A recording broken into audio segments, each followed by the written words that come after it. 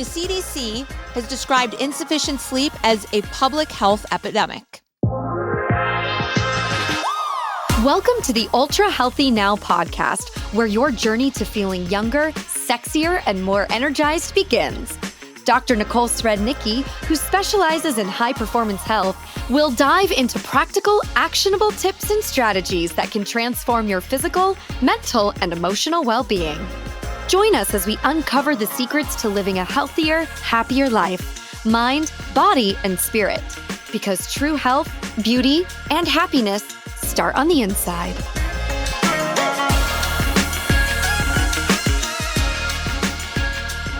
Welcome. In our last podcast, we explored why sleep is perhaps the most powerful anti-aging and health optimization tool, both common and uncommon causes of insomnia or lack of restorative sleep. And then we covered Robert, an entrepreneur that survived on a few hours of sleep, but then it started to catch up with him. Today, do you want to learn about the consequences of poor sleep? We're going to talk more about Robert's blueprint that saved him. And then in the third part of this 3-part sleep series, we're going to talk about solutions so that you can tackle your sleep habits and allow yourself the perfect night's sleep and feel your best.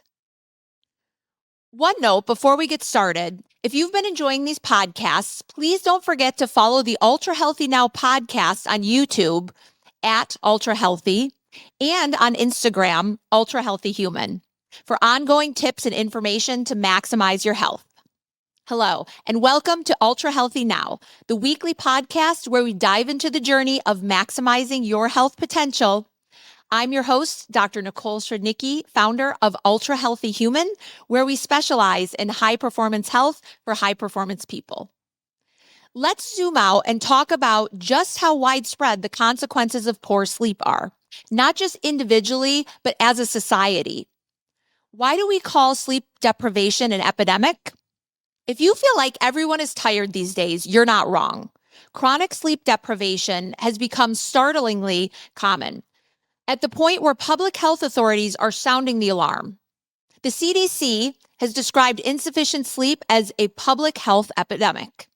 And with good reason. Let's look at the numbers and why this is such a serious issue. Approximately 1/3 of adults in the United States routinely get less than the recommended minimum of 7 hours of sleep per night.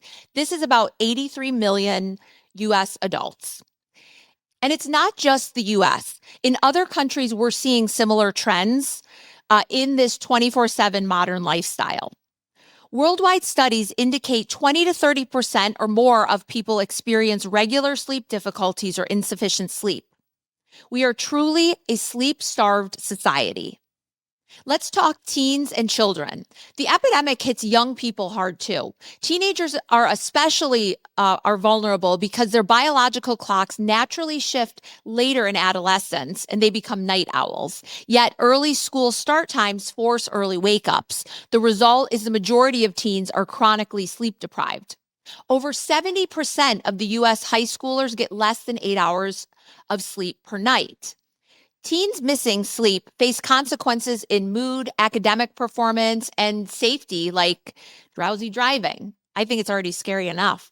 We'll return to this topic of school start times in the next episode when we're discussing solutions and policy. Let's talk work culture and overdrive. Culturally, we've come through decades where hustle and long work hours are glorified. Many adults accumulate a huge sleep debt during the work week, trying to make up for it on the weekends, which research shows doesn't fully restore the deficits. Shift workers like nurses, first responders, or factory workers who work overnight or rotating shifts comprise another large group of impaired sleep by the nature of their job. Technology and its always on connectivity. One reason this epidemic has surged is technology. We've extended our days artificially with electronic light and LED screens. People stay up surfing the internet, glued to social media, or working late on laptops. The boundaries between work and home have blurred, especially with remote work. Some find themselves answering emails at midnight. All of this leads to voluntary bedtime procrastination. Our devices also infiltrate the bedroom. Many sleep with their phone by their pillow, leading to disrupted sleep via notifications or temptation to check messages if they're stirring at night. The result is a phenomenon some call the Great Sleep Recession. Over the past few decades, average sleep duration has steadily declined in many populations. Now let's talk health consequences and why it matters. This wouldn't be labeled an epidemic if it weren't wreaking havoc on health. The truth is, chronic sleep deprivation has a ripple effect on nearly everybody's system, contributing to many of the major health epidemics of our time. Obesity and diabetes. Short sleep disrupts metabolism and increases risk of weight gain, and it's linked to higher incidence of type 2 diabetes. In fact, people sleeping under 5 hours per night have an approximate 50% higher risk of obesity than those sleeping 7 to 8 hours. Cardiovascular disease. Habitual lack of sleep is strongly associated with hypertension, coronary heart disease, and stroke. Even one night of only 4 to 5 hours can cause a temporary blood pressure spike. Over years, this translates into higher rates of heart attacks. Large studies have found those sleeping less than 6 hours have significantly higher risk of heart disease and stroke than those getting 7 to 8 hours. Immune system. We'll dive deeper into the immunity soon, but broadly, as a population, as we sleep less, we see more illness. For instance, research shows that people who sleep less than 5 to 6 hours are much more likely to catch a cold when exposed to a virus than those who sleep 7+ hours because of this reduced immune response. Mental health and safety. On a society level, tired people make more errors, leading to accidents on the road. Drowsy driving causes an estimated 1,500 deaths and 40,000 injuries each year in the US, and accidents at work. Mood disorders are exacerbated by lack of sleep, potentially fueling rises in anxiety and depression rates. There's even data correlating short sleep with higher rates of suicidal ideations in teens and adults. Now let's talk aging and mortality. Studies have linked chronic insufficient sleep to shorter lifespans. One review bluntly noted that insufficient sleep leads to derailment of body systems and increased incidence of diseases. And the economic burden is huge as well. Lost productivity, healthcare costs from sleep-related conditions, etc., tallying in the hundreds of billions each year. Unlike other epidemics, there's no infectious agent to blame. It's our collective behavior and environment that have changed. So what are you going to do about it? In my practice, I often see entrepreneur clients who have burned the candle at both ends for years, and then they come in feeling a decade older than they actually are. They're execs or entrepreneurs who have sacrificed sleep for work, thinking that they could run away with or get away with 4 to 5 hours. And this attitude is not helping in the long run. If you consistently undersleep, you will eventually pay the price, whether in hormone disruption, cognitive decline, or another health issue. And we have an example of this coming up. Before moving on to the solutions, let's circle back to that patient, Robert. Remember the 62-year-old entrepreneur that I described in the last episode? His case illustrates many points we've discussed: how chronic sleep loss can disrupt hormones, weaken the immune system, and accelerate aging. Now we'll talk about the functional medicine approach that we can use with this. When I first saw Robert, we did a thorough history. I was alarmed by his lifelong sleep habits. We next ran an array of blood and saliva tests. First was his hormone panel. Robert's testosterone levels came back significantly low for his age. No wonder his vitality was lagging. His morning cortisol, instead of being robustly high as it should be in the morning, it was in mid-range, and his evening cortisol, which was measured through his saliva, was through the roof high at night. This flat or inverted cortisol curve, low in the morning and high at night, is often seen in burnout or chronic stress cases. And this correlates with sleep troubles.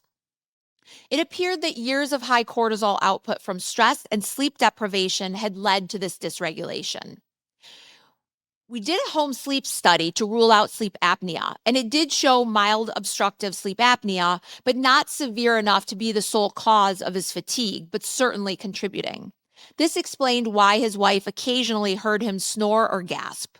Even mild sleep apnea can fragment sleep and drop blood oxygen levels at night. When we looked at more of his blood work, his immune system markers were interesting. Majority were at the low end of normal, perhaps reflecting his recent history of frequent colds. Robert's consistently short sleep over the years likely kept his immune system suppressed. Robert's inflammatory markers were also elevated. This fits as chronic insufficient sleep can trigger a state of systemic inflammation.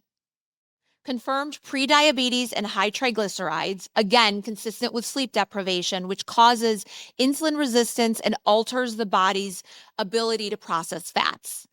When we looked a little closer at his genetics, we also looked at a stress-related gene variant called COMT, C-O-M-T, which made him more prone to higher adrenaline levels under stress, possibly explaining why his mind would race at 3 a.m.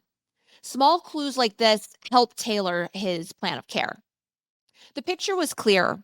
Robert's biological aging had accelerated. This was further evidenced by an age test that we actually measured his inside age. He was 8 years older internally than his actual age.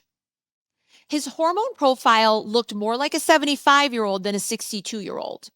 His immune system was acting older too. The sleep deprivation had likely contributed to his low testosterone, which may sound surprising at first, but it's backed by science. A landmark study in young men found that just 1 week of sleep of 5 hours per night reduced daytime testosterone levels by 10 to 15%, equivalent to the testosterone drop caused by 10 to 15 years of aging. Imagine what years of short sleep can do to a middle-aged man's hormones. Robert's consistently curtailed sleep and maybe a touch of sleep apnea had likely suppressed his nightly testosterone and growth hormone surge for many years, explaining low muscle mass, increased fat, and reduced libido. Similarly, elevated evening cortisol from chronic stress can blunt testosterone production and further disturb sleep, a vicious cycle. I explained that sleep loss is an endocrine disruptor. We often talk about chemicals and plastics disrupting hormones, but behaviors can too. In a University of Chicago study referred to short sleep as a form of hormonal disruption comparable to aging or disease. Robert was living proof of that. High cortisol and low testosterone, a recipe for fatigue, depression, and aging. Additionally, Robert's sleep his poor sleep likely impaired his neuroendocrine regulation of appetite, contributing to weight gain. With inadequate sleep, hunger hormones like ghrelin rises and satiety hormones like leptin fall, making one hungrier and prone to overeating, especially craving carbs. Robert admitted that he had been snacking more at night on sugary stuff to push through his late night sessions, classical behavior when the brain is seeking quick energy due to fatigue. So, what did we do for Robert? Robert's case became a project in restoring healthy sleep and thereby restoring health.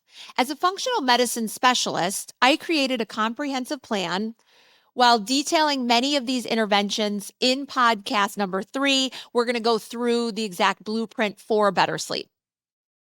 We addressed his sleep apnea with a custom-fitted oral appliance to wear at night. Since his case was mild enough, he opted for that instead of a CPAP machine, which makes it much more comfortable and easier to sleep. This immediately reduced his snoring and breathing pauses, improving his oxygenation at night, and his wife was very thankful. A strict sleep schedule was set. So his bedtime was at 10:30, aiming for 7.5 hours of sleep. No more 5 a.m. wake ups to squeeze in some of those emails. So Robert actually reorganized his work to start a little bit later, and he delegated more. This was tough for him, but he realized that his health must come first, and he wants to enjoy the fruits of his labor long term. A relaxing wind down routine was implemented. Dim lights at 9 o'clock, no screen time after 9:30. He also installed a blue light filter app. He started taking a warm shower 1 hour before bed and then doing 10 minutes of gentle stretching and 10 minutes of mindfulness breathing. This was to lower his cortisol and signal his body that it's safe to sleep. As for diet and supplements, we shifted his evening meals to be lighter and higher in tryptophan, so things like turkey and nuts, to promote sleepiness. He cut out alcohol on the the weeknights, and I gave him a supplement regimen that included something called stress modulator. This is an ultra healthy human supplement with adaptogenic herbs to help lower nighttime cortisol and anxiety. Ashwagandha, in particular, has evidence for improving sleep quality while reducing stress. One study showed it improved sleep in people with insomnia compared to placebo. We also incorporated magnesium glycinate to calm his nervous system. And then we had a couple other sleep supplements with different botanicals, such as low dose melatonin for a short period to help retrain his circadian rhythm. So this was a very small dose of 0.5 milligrams to avoid grogginess. Then, for hormone support, to rapidly get back his vitality, we prescribed some bioidentical hormone replacement, a low dose of testosterone, to bring back his levels to the normal range. This combined with better sleep would synergize to improve muscle mass, mood, and libido. In functional medicine, hormone optimization is often done in tandem with lifestyle changes, so long as it's safe and indicated. The plan was to possibly taper off the testosterone after his natural production recovered with sustained sleep and stress reduction. Some additional therapies were we also tried red light therapy in the evenings, which research suggests can aid in sleep. Robert would sit in front of the red light panel for about 20 minutes at around 8 p.m. This exposure to red wavelength light, which doesn't suppress melatonin as blue light does, may even increase melatonin. A small study in athletes found that 14 nights of red light therapy before bed improved sleep quality and raised melatonin levels compared to the placebo. Robert found it relaxing, like a meditation, with gentle warmth. Stress management. This is huge. Robert began seeing a therapist to work on his anxiety and perfectionism. He learned breathing techniques, which we'll describe more in our next episode, like 4-7-8 breathing to relax at bedtime. He also started journaling to download his racing thoughts onto paper before bed so that he wouldn't wake up at 3 a.m. Over weeks, his nervous system began to trust again that it could let go at night without the world falling apart. So, what was the result of all of this? After about 3 months, Robert's life had changed. He reported sleeping 7 hours straight for most nights, something he hadn't done in decades. His wife said he no longer thrashed around or snored loudly. Morning energy came back. He woke up feeling actually refreshed. That midday brain fog had resolved. He even joked that he felt sharper at 62 than he did at 52. His follow-up labs told the story. His blood pressure normalized, blood sugar dropped out of the pre-diabetic range, and his testosterone improved enough that we were able to discontinue the exogenous use. And this makes sense because once you sleep well routinely, the brain's nightly production of hormones like testosterone and growth hormone are able to ramp back up. His evening cortisol also trended down to the normal curve as his stress response calmed. Perhaps the best part was Robert's biological age measures, like a follow-up test of inflammatory markers and an epigenetic age test suggested he had reversed some aging. By prioritizing sleep and rest, he likely reduced the chronic wear and tear on his body. He certainly felt younger. He was back to exercising in the mornings. He lost 10 of those 25 pounds and regained a youthful spark in mood and libido. Robert's case is a powerful reminder it's never too late to fix your sleep and regain health. He went from treating sleep as an obstacle to treating it as the ultimate performance enhancer and longevity secret. Now he says, I work less, sleep more, and somehow I get more done and feel alive again. This is a common experience once sleep is optimized. People often see improvements in focus, energy, and efficiency that more than make up for that extra hour or two they spend sleeping. If you want a further understanding about sleep on a deeper level, getting into more of the science, you can send us a message in the contact section at ultrahealthyhuman.com. We'll send you a free functional medicine view on hormones, immunity, and aging, why sleep is the glue. To bring perspective to what we've been discussing, I emphasize measuring biomarkers like cortisol, hormones, and inflammatory markers, etc. And I've found that sleep optimization can favorably change those numbers without medication. By identifying and correcting those, for example, methylated B vitamins for better absorption, you break negative cycles and fix nutrient deficiencies, and sleep deepens. Then the positive cycle begins. Better sleep leads to better energy and resilience the next day, which leads to more capacity to exercise or eat well, which further improves sleep. It's a positive feedback loop of healing and anti-aging. The solution isn't a sleeping pill, but it's identifying and fixing the issues. That's classic functional medicine. Fix the root cause and normal function, sleep in this case, returns. If you're spending a lot on sleep supplements or anti-aging treatments, but ignoring sleep, you're building a house of sand. By now, you should appreciate that sleep is not a passive state. It's an active, coordinated therapy that your body gives itself each night.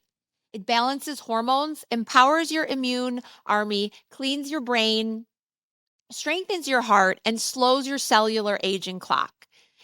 It's critical to life as food is to water. In fact, you'll die faster from sleep deprivation than starvation, surprisingly. So wrapping up this episode, we've learned why sleep is invaluable and what goes wrong when we don't get it. We've seen that sleep loss is pervasive today and literally making us sicker and older before our time. The hopeful message is that by addressing the causes of poor sleep, whether it's stress, lifestyle, or hidden issues, we can often restore healthy sleep and thereby dramatically improving well-being at any age. Robert's case demonstrated it's possible to turn things around even after decades of bad habits. In podcast episode 3, we'll switch from the problem to the solution. We'll provide a detailed blueprint for improving sleep, from behavioral changes and sleep environment tweaks to cutting-edge biohacks and supplements.